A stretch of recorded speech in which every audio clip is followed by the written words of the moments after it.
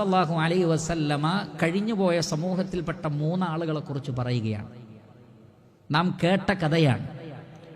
ഈ 3 ആളുകൾ സഞ്ചരിക്കവേ ഒരു മഴ പെയ്തപ്പോൾ ഒരു ഗുഹയിൽ കയറി. മഴ ശക്തമായപ്പോൾ പർവ്വതത്തിൽ നിന്നൊരു പാറക്കല്ല് വന്നിട്ട് ഈ ഗുഹയെ അടച്ചു കളഞ്ഞു. ഗുഹ മൂടിക്കളഞ്ഞു. ഇനി എങ്ങനെ പുറത്ത് കടക്കും? അവർ പഠിച്ചതനുസരിച്ച് അവർ പറയാണ്, ജീവിതത്തിൽ സത്യസന്ധമായി നമ്മൾ ചെയ്ത അമല് എടുത്ത് റബ്ബിനോട് ദുആ ചെയ്താൽ രക്ഷപ്പെടാം. ശരിക്കും ശ്രദ്ധിക്കുക. അമലുകൾ ജീവിതത്തിൽ ഒരുപാടുണ്ടാകും. പക്ഷേ നെഞ്ചത്ത് കൈവച്ചിട്ട് ഇത് ഞാൻ എൻ്റെ റബ്ബിനല്ലാതെ വേറൊരാളെയും ഉദ്ദേശിച്ച് ചെയ്തതല്ല എന്ന് പറയാൻ പറ്റണം. പ്രതിസന്ധികളിൽ നമ്മെ രക്ഷപ്പെടുത്താൻ അത് സഹായിക്കും.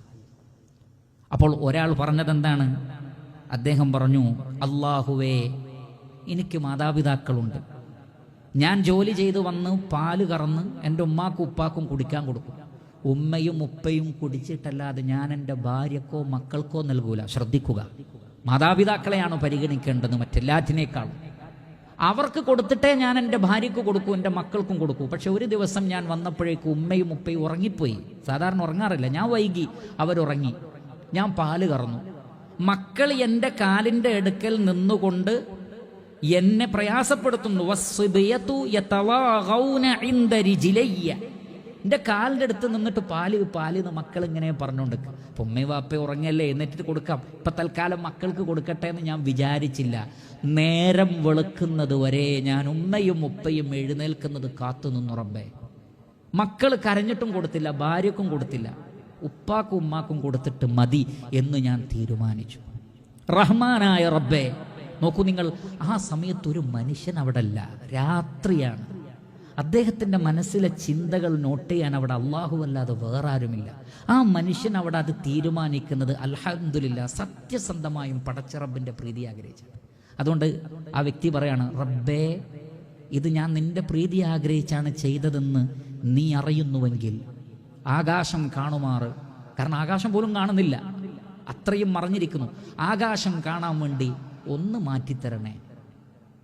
അൽഹംദുലില്ലാ, അള്ളാഹു അദ്ദേഹത്തിൻ്റെ സിദ്ഖിനെ അംഗീകരിച്ചു. ആ പാറക്കല്ല് അല്പം നീങ്ങിയെന്ന. രണ്ടാമത്തെ ആൾ പറഞ്ഞത്, റഹ്മാനായ റബ്ബേ, ഒരു പുരുഷന് ഒരു സ്ത്രീയോട് തോന്നാവുന്ന കുന്തു ഉഹിബ്ബു ഇംറഅതൻ മിൻ ബനാതി അമ്മി കഅശദ്ദി മാ യുഹിബ്ബു റജുലുൻ നിസാ.